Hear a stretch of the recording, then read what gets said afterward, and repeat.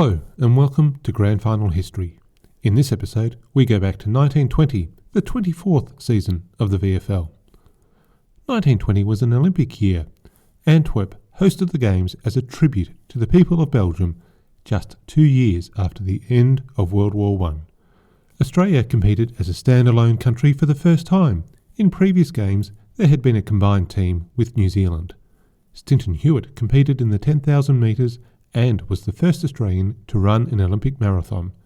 He was also a boundary umpire in the Australian rules game played in London in 1916 by Anzac soldiers, providing yet another connection between the Olympics and football. Australia picked up 2 silver and 1 bronze at the Games. One Australian, however, did manage to get a gold medal. Dan Carroll was the playing coach of the USA rugby team that had a surprise win over the French in the only game of rugby for the 1920 Olympics. International affairs were also in the spotlight in 1920 with the establishment of the League of Nations, a forum for countries to cooperate and work together so that war would be banished. That did not go so well. Closer to home, 1920 was also the year that Qantas was established in far north Queensland.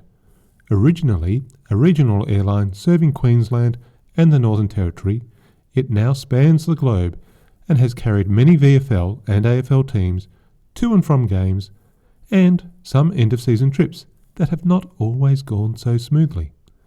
It was also the year of the first flight from Melbourne to Perth. At the end of November, Frank Briggs flew businessman Jack DeGarris from Melbourne to Perth over 3 days. The Perth newspapers tracked the flight every step of the way, although they were not sure where the plane would land. The Big Bird machine, as it was described, eventually landing at Belmont Racecourse after a flight time of 18 hours, 12 minutes at 110 miles per hour. Fortunately for West Coast and Freo, flights are faster, safer and far more comfortable these days, albeit maybe less exciting.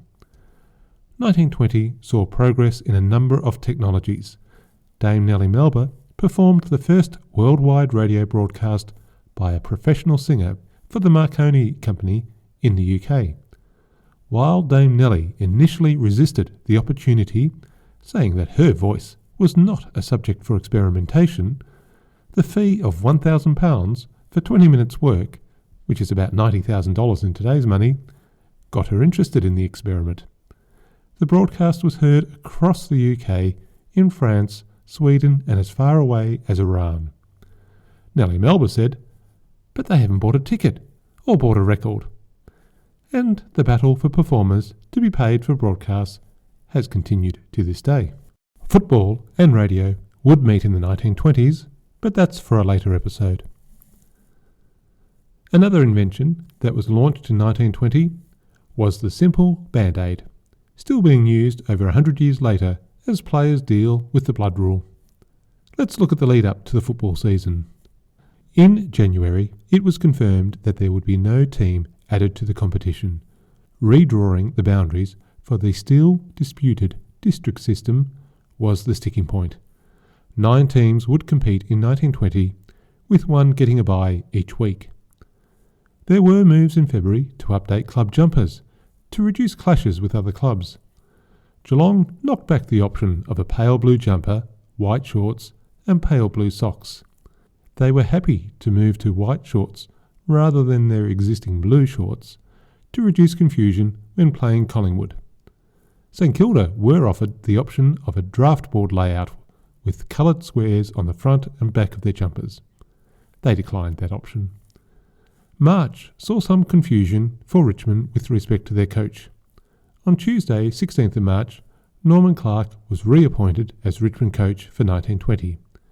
Not too big a surprise, given that he led them to the first VFL Grand Final in 1919. But on the following Thursday, Clark applied for and was appointed as the coach of Carlton, returning to the club that he had left after the 1918 season. Even by Richmond standards of the 1980s and 1990s, this was a short coaching appointment. He would be replaced by Dan Minogue. More about that later. The season opened on Saturday the 1st of May. As is usual, most clubs were optimistic about their chances, form always being good before it's actually tested in games that count for premiership points.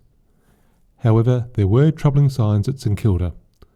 A reform group had taken control of the club during the off-season with the intent of creating a united club, but the Herald reported a flare-up in the week before the season started. Time would tell if the Seasiders had put division and disunity behind them.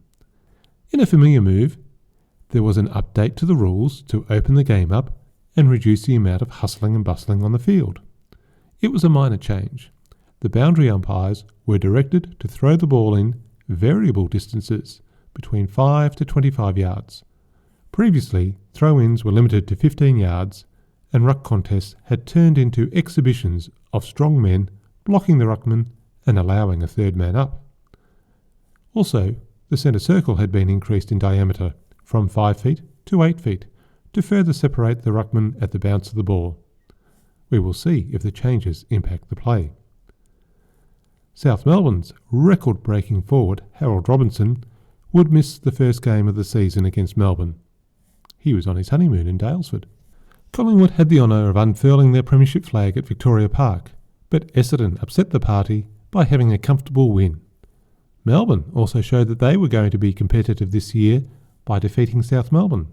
The teams that had finished the season first and second in 1919 had lost their opening games, and Melbourne was celebrating their first win since round 15 in 1915, although they did not play any games at all between 1916 to 1918. The other two games went as expected, Carlton beating St Kilda and Richmond, already nominated as one of the premiership favourites, proving too strong for Fitzroy. Collingwood's loss was more understandable when it was realised that one of their selected players, Alec Mutch, had an injured knee and could not play, but all the potential substitutes had played in the Collingwood Districts team. The reserves were not available. Jock McHale took his place in the team, his last outing in a playing career of 17 years, 261 games, and the first time he had played since round 7 in 1918. But don't worry, Coach McHale will be part of the show for many seasons to come. Outside the game, trouble was brewing between the VFL and the union movement. The league had refused permission for collections at the games for the Broken Hill Strike Fund. A boycott threat by the rail union had been averted for round 1, but in Geelong, the Wharf Labourers Union carried a motion banning its members from playing, training, or even attending games. Union members would be liable for £1 fines or £2 for second offences. There was talk of picketing the gates to the ground. The league's position that it was not an issue that they could address on their own account. They threw the decision on allowing collections to the ground managers. A clever handball indeed. Geelong decided to follow the example of Collingwood and allow collections, thus avoiding the threatened boycott. Round 2 saw huge crowds back at the game again. Richmond hosted Carlton at Punt Road Oval in a grand final replay. Over 30,000 people squeezed their way into the ground, and the fence gave way at some places, and spectators sat around the boundary rather than return to the crush. It was another win for the Tigers, an official symbol for the club from this season onwards. And Melbourne also picked up their second win, an exciting turnaround for the Fuchsias after no wins at all in 1919. In the modern era, games can be played on any day of the week, from early afternoon, mid-afternoon, the sometimes derided twilight slot, and the ever-popular night games. But in May 1920, the VFL experimented with morning games. On a Wednesday, the occasion was the visit of the Prince of Wales, which had everyone excited.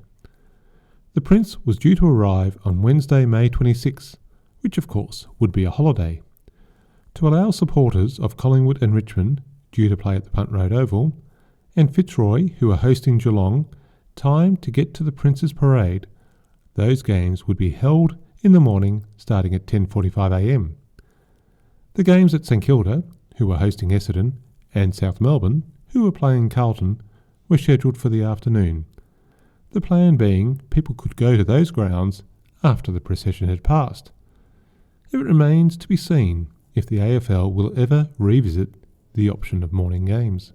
On the morning of the Prince's visit, the Punt Road Oval was again jam-packed with over 30,000 spectators. Richmond was undefeated and taking on Collingwood, who had beaten them in the grand final the year before. As reported in the Herald, about 40 young men watched the play from the roof of the grandstand. Towards the finish of the game, the excitement became intense, and those on the roof began to move about.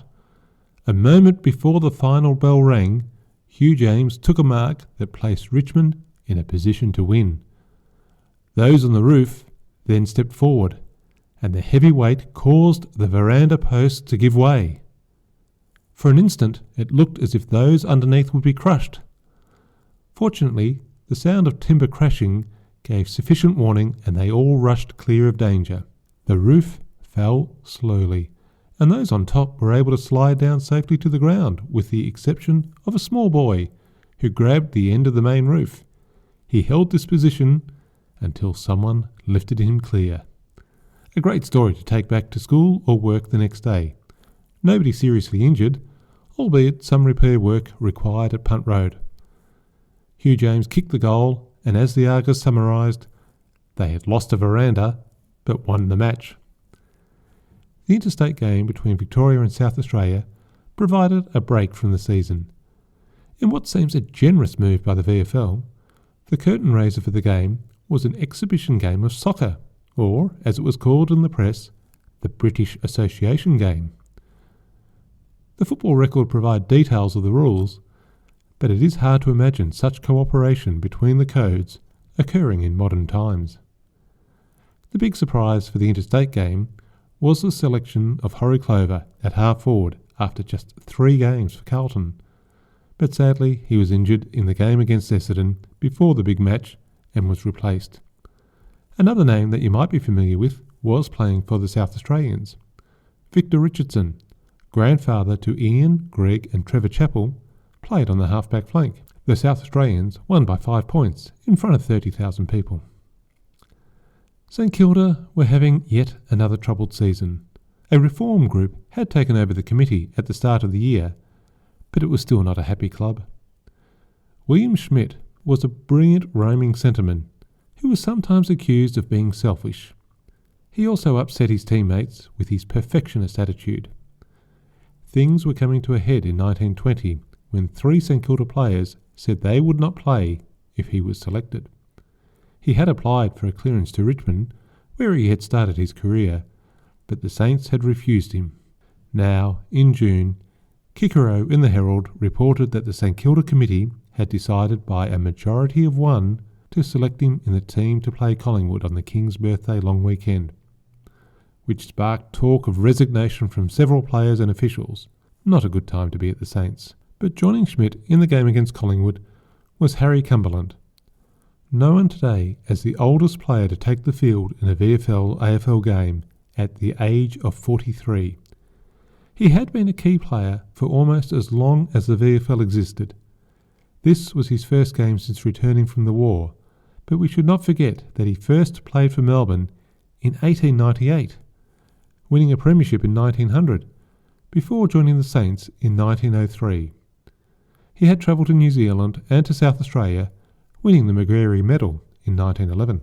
During the war, he was wounded 3 times, including being shot in the knee. But he put his hand up to play for the Saints in their time of need, almost as soon as he had stepped off the troop ship. The crowd gave him a huge cheer as he entered the ground, in a game where 29 of the 36 players had not even been born when he first played VFL footy. At the end of the game, both sides gathered in the dressing rooms to give 3 cheers to the veteran. Vic Cumberland would play 10 games for the Saints in 1920 before finally retiring, and it's unlikely that anyone will take his record of being the oldest player of the game at 43 years. The 26th of June saw the halfway point of the season, and Richmond made a comprehensive statement of their intent. Playing Essendon at Punt Road, Richmond was 6 goals down at 3/4 time and looking at their first defeat for the season. 10 minutes into the final quarter, and the Tigers were still 6 goals down. But then the revival began, the Tigers kicking 8 goals 7 and holding Essendon scoreless to win by 20 points, one of the all-time turnarounds. The Tigers were on top of the ladder, undefeated, and there was half a season to go. The frustration in the Essendon players saw Fred Baring reported by umpire Norden for asking him how much money he had on the match.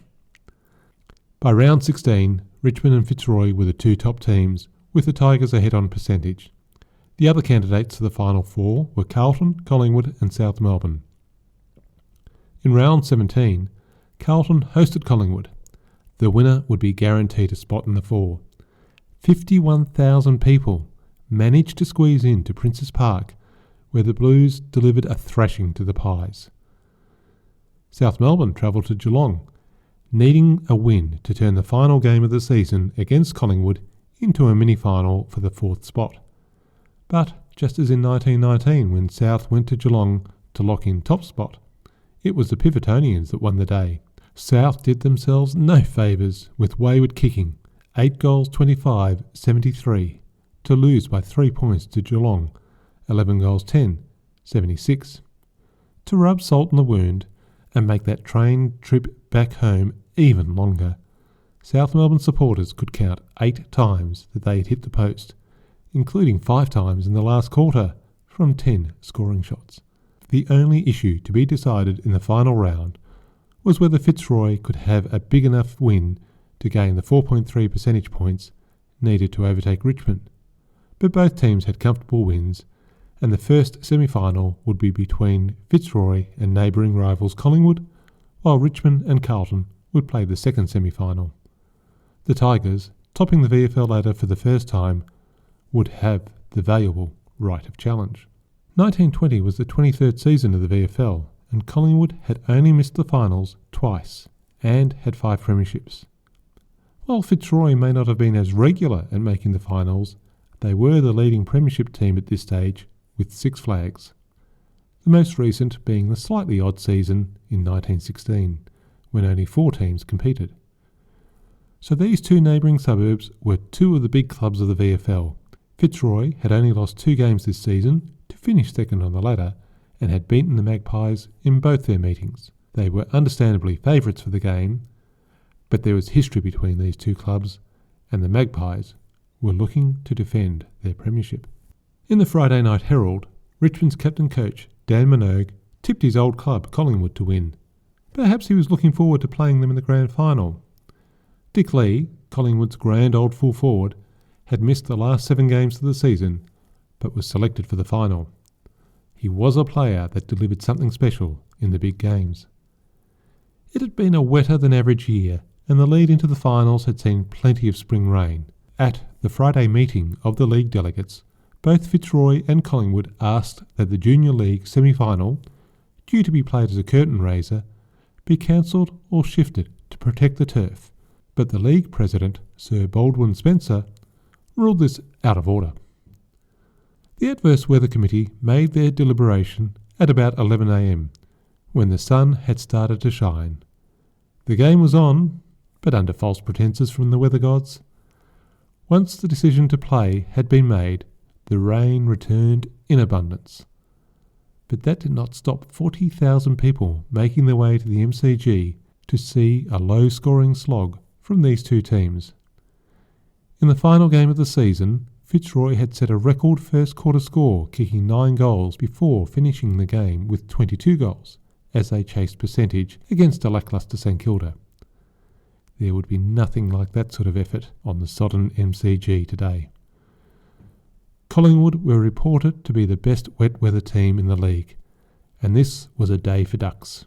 Water was covering much of the ground surface. Players were commended for how straight they kicked the ball along the ground. There were some easy misses in front of goals, but as noted by The Age, they were easy shots on a dry day, not in these wet conditions. By 3/4 time, Collingwood were in front 3 goals 9-27 to Fitzroy 2 goals 5-17. Close enough to give the Maroons hope, but the playing conditions allowed the Magpies to hold on with defensive play. Fitzroy did get a goal, But then so did the Magpies, and they managed to keep the ball in their forward line for much of the quarter, even if the scoring was mainly points. It did not really matter, so long as Fitzroy did not take the ball forward. The final score was a win for Collingwood, 4 goals 17-41, to Fitzroy 3 goals 5-23. The Maroons' season was over, and the Magpies could still dream of back-to-back premierships. The second semi-final was scheduled for Saturday 18th of September. The Tigers and Carlton were 1 win each from their matches at Punt Road and Princes Park, but it was the Tigers who had had the better season so far, and they did owe the Blues something.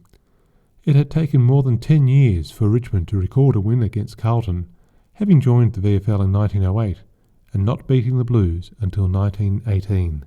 Richmond skipper Dan Minogue was out with a case of tonsillitis. Kikero, in the Herald, was tipping the Blues, while a panel of experts, including Dick Lee, Fitzroy's captain, Percy Parrott, and former Carlton captain Rod McGregor, were split between the two teams. Carlton added an element of tension by disputing the eligibility of a new Richmond recruit. George Ogilvy had played his first game in the last round of the season against Essendon, joining the Tigers from Echuca, although he had spent time in Yarraville before enlisting in the army during the war. Richmond officials were adamant that he had a permit, and until that was withdrawn, he was eligible. It was another game in the mud. As described by Saturday night's Herald, latecomers were condemned to the saturated seats in the outer, rather than the shelter of the grandstand. But still, 62,000 people came despite the conditions. The ground was cut up again by the Junior League game, leaving Richmond and Carlton to slog it out in deplorable conditions. The Richmond Guardian described affairs as mud and slush, as juicy and slippery as the ripest pigsty in the Bungaree district. By way of comparison, the VFA had decided to postpone their game, given their lack of confidence in the weather, but this just meant more people going to the MCG rather than the VFA game at the East Melbourne Cricket Ground. Pivot, in The Age, described footballers abandoning high marking, long kicking and bouncing the ball. It was a contest under an improvised wet weather code and bore no semblance to the normal game. With over 62,000 people crammed into the ground, the fence gave way near the Punt Road end and the crowd encircled the ground several rows deep. Elsewhere, some climbed fences inside the ground and made themselves temporary members for the day. Given the need to find room for such a crowd, neither the MCC nor the police took action against the new guests. Conditions were terrible for the players and the spectators, but it was a thrilling contest to make up for the inconvenience. There was nothing pretty about the play, but determination and strength were on display from both teams. Richmond's ruckman, Bernie Herbert, was a driving force, and the controversial recruit, George Ogilvy, was playing a champions game. For Carlton, their rover, Gordon Green, had to leave the ground in the first quarter with a nasty gash over his eye, but he returned after half-time, stitches inserted, bandaged up with only one eye showing, and, in the pivotal late stages of the game, he was one of the best players on the ground, perhaps having slightly fresher legs, despite the damage to his head. The half-time break went longer than expected. While some thought it might be allowing the players to clean up before venturing back out onto the mud heap, formerly known as the MCG, it was also because the umpires had to consider their position given the influx of the crowd around and onto the ground. The goal umpires were finding it hard to do their job. One had had his leg grabbed, and, on another occasion, a spectator waved a white towel when the goal umpire was signalling a behind with his flag, causing some confusion for the goal umpire at the other end of the ground. And one goal that Richmond scored in the first half might well have gone out of bounds and bounced off a policeman's back before the Richmond player knocked it through for a goal. The police arranged to clear space around the goals to reduce the interference in the second half. The game ebbed and flowed for 3 quarters. As in the first semi-final, there were shots at goal that would have been considered simple under normal conditions, but kicks were sliding off into every direction today. There was only a point the difference as the teams started for the fourth quarter. Richmond on 4 goals 6 and Carlton on 4 goals 5. For a while, the last quarter was locked up, but then umpire Jack Elder halted the game for about 7 minutes so that the police could push spectators off the ground behind the boundary line. After that break, it was all Carlton as they kicked 3-6 in the last quarter. Richmond did not trouble the scorers. The bell rang to end the game, and as the players left the field to try and get warm and clean off the MCG mud, the Blues began to focus on the final against Collingwood, while the Tigers started planning for a grand final in 2 weeks' time thanks to the right of challenge. The VFL administrators might have started thinking of ways to spend the money that an extra week of finals would bring in. As umpire Elder was walking off the ground, he was gently patted on his face by an admiring woman, who assured him that he had done well. Well meant, I'm sure, but neither players nor spectators should touch the umpire, even in a kindly manner. Richmond would have a week off to rest and recover, while Collingwood would take on Carlton. At Tigerland, there might have been a few nerves. Gerald Rush, a handy forward flanker who had played 15 games in 1920, had badly injured his knee and was ruled out of the grand final. And captain coach Dan Minogue was still unwell with tonsillitis. In a time before antibiotics, many diseases could become life-threatening. He was reported to be in a state of delirium and had 2 abscesses removed. Recovery in time for the grand final was looking doubtful. In the meantime, the Richmond committee were on the lookout at country finals for any players that might be worth considering in the grand final team. The Richmond Guardian reported that a Bill James from Kyabram was training at Punt Road, and he showed great promise. The final, as it was known then, even if it has been retrospectively classified as a preliminary final, was played on Saturday the 16th of September. Another huge crowd of 58,000 people made their way to the MCG.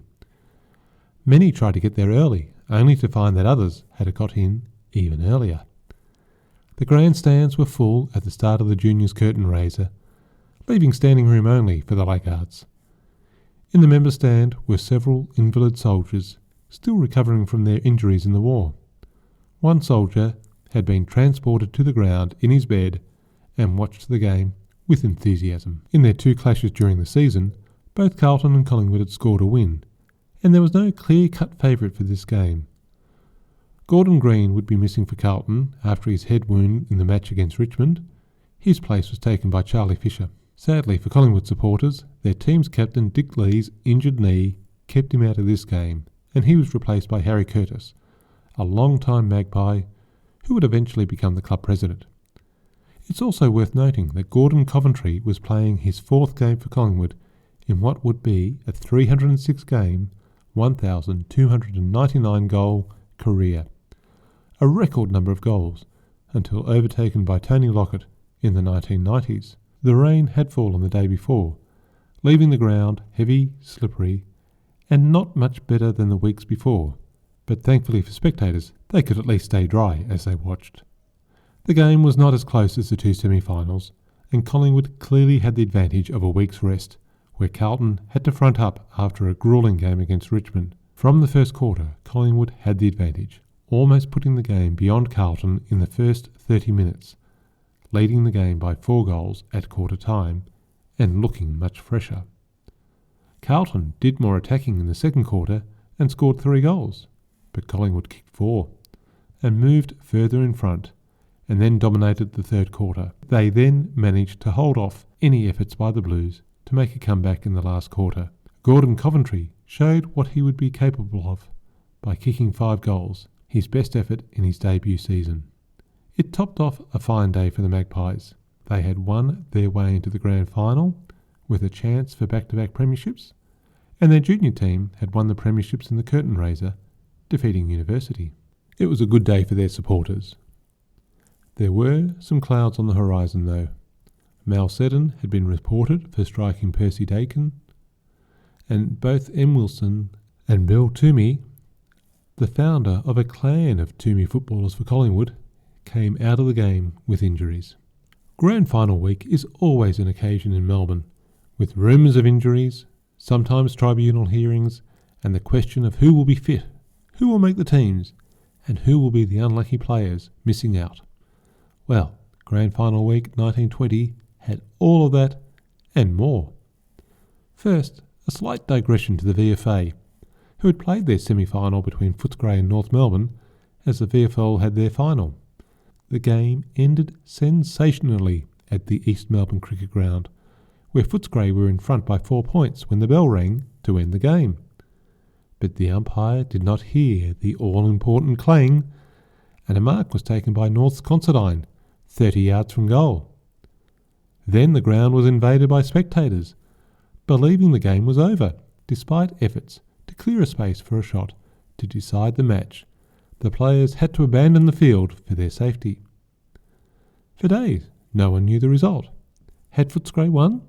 Should Considine be set back out on the field to have his kick? Or what? While the VFL's rule was quite clear that the game was not over until the umpire signalled, the VFA was not so clear.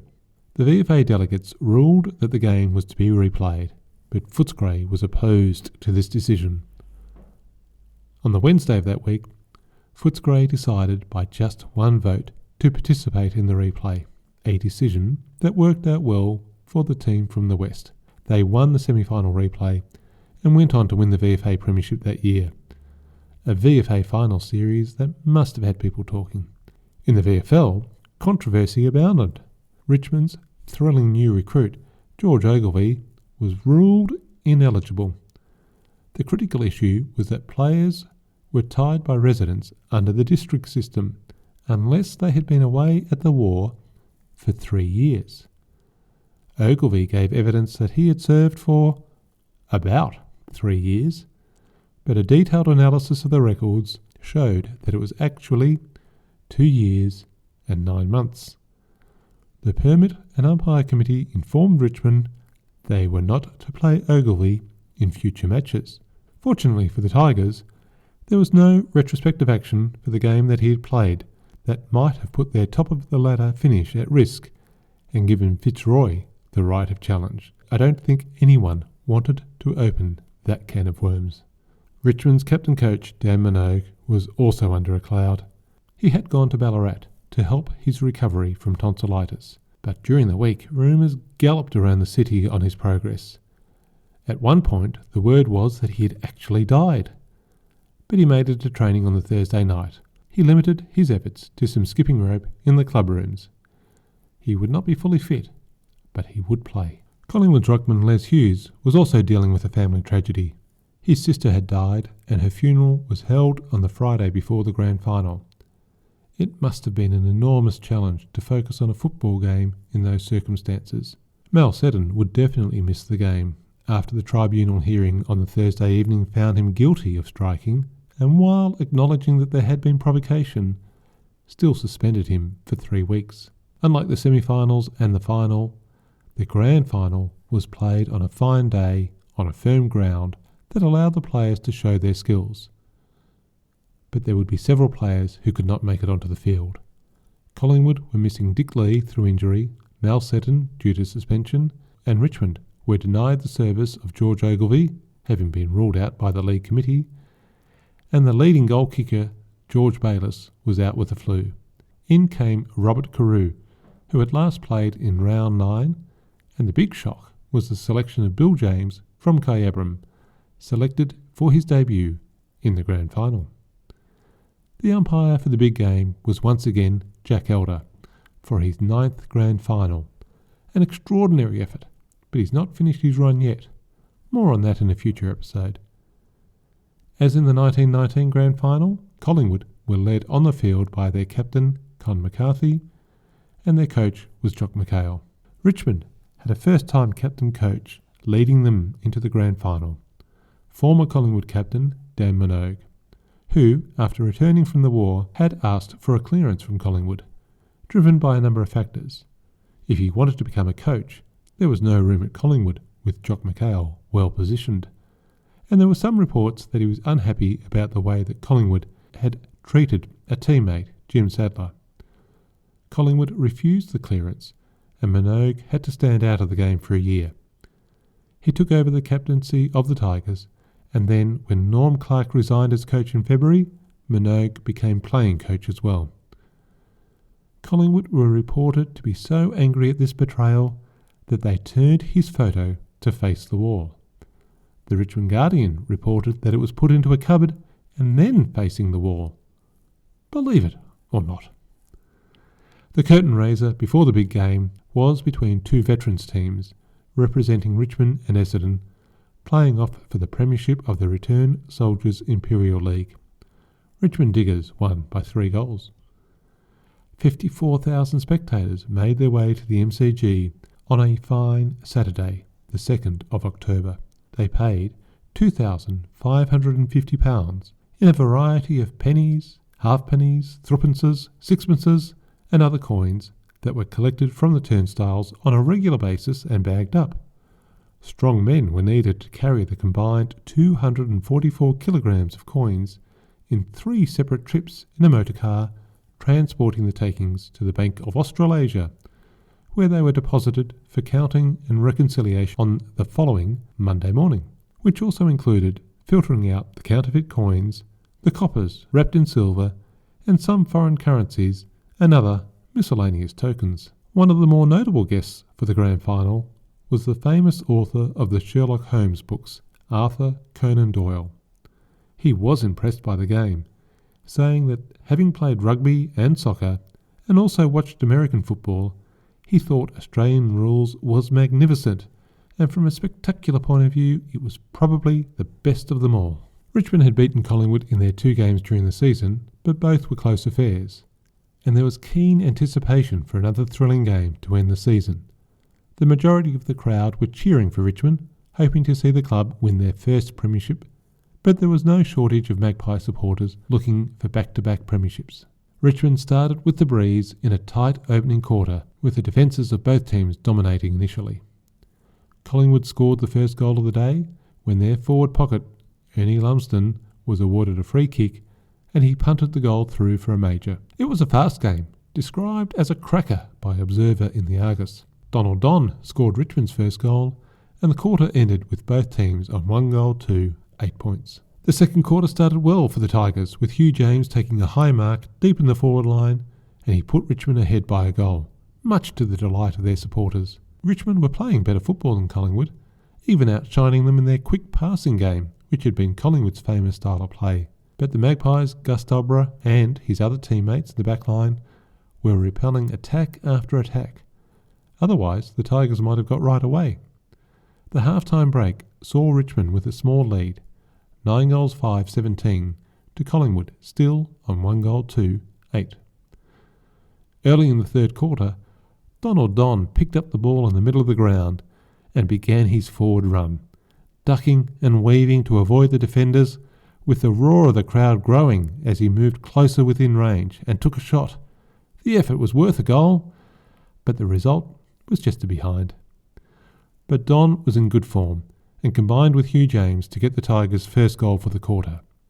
Then Gordon Coventry settled things down for the Magpies with a well-timed kick to score their first goal since the first quarter. The Tigers tried to stretch the lead again by using a series of passes to get the ball into the forward line. Donald Don was tight up against the boundary line, with all the pressure that a grand final brings to bear, but he kept a cool head and kicked Trawley to push Richmond's lead out by 1 more goal. But Collingwood would not let that elastic break. Gordon Coventry once again answered, and the quarter ended where it had started. Richmond had a 9-point lead. They had been playing better football, but Collingwood had done enough to keep themselves in the game. There was 1 quarter of the season to go. Richmond were 9 points up, but they had never won a premiership. Collingwood were playing in their 5th grand final in the last 6 years and were the reigning premiers. Would their experience give them the advantage in the last moments of the game? Richmond had the first chance to score, but centre-half forward Bob Weatherall missed his shot, and then Collingwood swung into attack. Richmond repelled this effort, but when they went forward, it was Gus Dobra again blocking the way, as he had done so many times today. Then the pressure began to tell. Perhaps it was the warm weather. Perhaps it was the tough game played against Carlton the week before, while Richmond was enjoying a rest. Maybe it was just a better game by the Tigers, but whatever the reason, the goals started to come for Richmond. Max Hislop, the Tigers' backman, rushed the ball forward, and Donald Don scored his second and the team's 5th goal. From the bounce, the ball went forward again, with the pace that they had been showing all day, and it was centre-half forward Bob Weatherall kicking his first goal. That elastic band was beginning to fray. But before it broke completely, the Magpies got closer again when Charlie Panham passed the ball forward and Maury Shee scored Collingwood's fourth goal. They were not going to let the Tigers get away easily. Donald Don could have calmed the Richmond supporters down, but his 2 shots at goal went astray. The Collingwood barrackers were then making all the noise as Les Hughes and Ernie Wilson tried for their 5th goal, but it was defended well by the Tigers backman. The honour of kicking the sealer came down to the Richmond debutant playing his first and only game in a grand final. Bill James, from Kyabram, ran from the wing and kicked the goal that broke that elastic band and let the Richmond faithful know that they had the premiership. Just as well, really, because Gordon Coventry was not done with yet, and he got his 3rd goal just as the bell rang, but it was too late. The Richmond supporters streamed onto the ground and carried their heroes into the change rooms. Richmond had their first VFL premiership, becoming the first expansion club to win a grand final, 7 goals 10, 52, to a gallant Collingwood, 5 goals 5, 35. Those Richmond residents who could not make it to the ground might have learnt the results by looking up to the town hall. The council had declared that if the Tigers won, the municipal flag would fly high up on the town hall, and as soon as the result was rung through, the banner was unfurled, spreading the good news to all who could see it. In a time before radio and television, and with only a few homes having telephones, this might have been the fastest way to spread the news. Unlike previous seasons, the press contained far more details of the post-game celebrations. Maybe it was to honour the breakthrough premiership for Richmond. Or perhaps, now that the time of war and reserve were well in the past, it was okay to share the celebrations and the good times. In the rooms after the games, the celebrations were loud and prolonged. When Jim Sharp, president of Collingwood, was finally able to make his way through the crowd, he was gracious and charming. Despite the reports that have entered the history books about the bad blood between Collingwood and Dan Minogue, Jim Sharp congratulated their old captain, who was, he said, a most capable leader, and he took some consolation that he had learnt his game at Collingwood. He also said that if not Collingwood, he would rather see the Tigers premiers than any other team. He finished his short speech by hoping the 2 clubs could meet in the grand final again next year. Dick Lee also spoke, congratulating the team and recognising that they were the better team on the day. The Tigers were driven in 7 motorcars to a dinner in St Kilda. Then they made their way back into the city, making several laps through Bourke Street and surrounds to a cheering crowd. Then a journey into the heart of Richmond, where they paused in front of the town hall, still flying the municipal flag in celebration. 2,000 people watched speeches and a special effort by ruckman Barney Herbert, who climbed up onto the statue of former Richmond Mayor and long-time club president George Bennett. When he was standing up in full view of the adoring crowd, he held up a crayfish in each hand and he asked, "What do we do?" And the crowd yelled back at the top of their voices, "Eat 'em alive!" The Tigers would celebrate some more on a 2-week trip to Tasmania. They would play 1 game in Huonville, but with the cricket season well underway, there were no grounds available for other matches.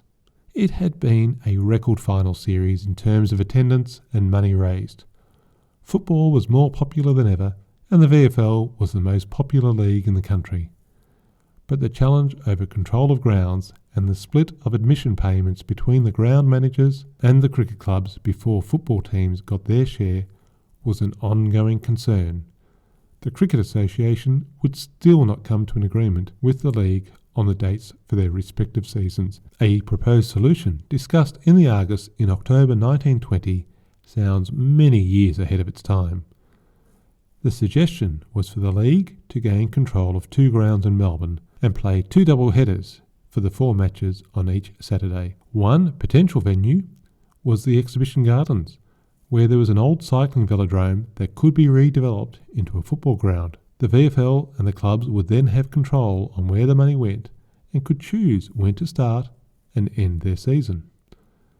Whether the finals would still be played at the MCG was not raised in the article, But given the last AFL game was played at Princes Park in 2005, leaving just 2 grounds in Melbourne, this line of thinking was about 85 years ahead of the game. There would be ongoing challenges between cricket clubs and ground management across many football grounds for many years to come. While talking of grounds, Essendon was shocked to learn that their home, the East Melbourne Cricket Ground, was to be reclaimed by the government for use in the Jolimont rail yards after the 1921 season. The same olds had 1 year to find a new home ground. One suggestion was the proposed Exhibition Gardens Oval, but we will see what happens in the next episode. I'll include a picture of the location of the East Melbourne ground on the website, grandfinalhistory.com.au. The league was also grappling with the challenge of whether to admit another club and return to a 10-team competition, avoiding the bye each week. But despite interest from North Melbourne, Footscray, Paran, Brunswick and Hawthorn, the vexed challenge of redrawing the district boundaries meant that the decision was put off for another year. And before we finish for this episode, we should revisit one of the more unusual grand final stories of the league's history. Billy James, the recruit from Kyabram that made his debut in a grand final in his one and only game of league football. A unique achievement. For many years, the accepted story was a shooting accident injured his foot in the off-season, cutting short a promising career. But, as reported on the Richmond website, the true story was uncovered by big footy poster Rob Harris. There was a gunshot injury, but it occurred in 1925, well after the opportunity for Bill James to return to Richmond for the 1921 season. The real story seems to be the ties of family and farm in Kyabram were more important than the uncertain opportunity to play football in the city. While players were paid in this era, it was not like the full-time job with contracts and significant rewards that modern players receive. For some, like Billy, the rewards of working on a family farm and playing footy for the local team counted for more than maybe making it to the Tigers team. And that's where we'll leave 1920. The Tigers, including Billy James, enjoying a well-earned trip to Tasmania before they approached the 1921 season, aiming for a third grand final and a second premiership, while Essendon will be on a lookout for a new home as they play their last season in East Melbourne. Join me next time to see how they go. If you've enjoyed Grand Final History, please leave a review wherever you get your podcasts from. The more goals we kick, the easier it is for others to find the podcast.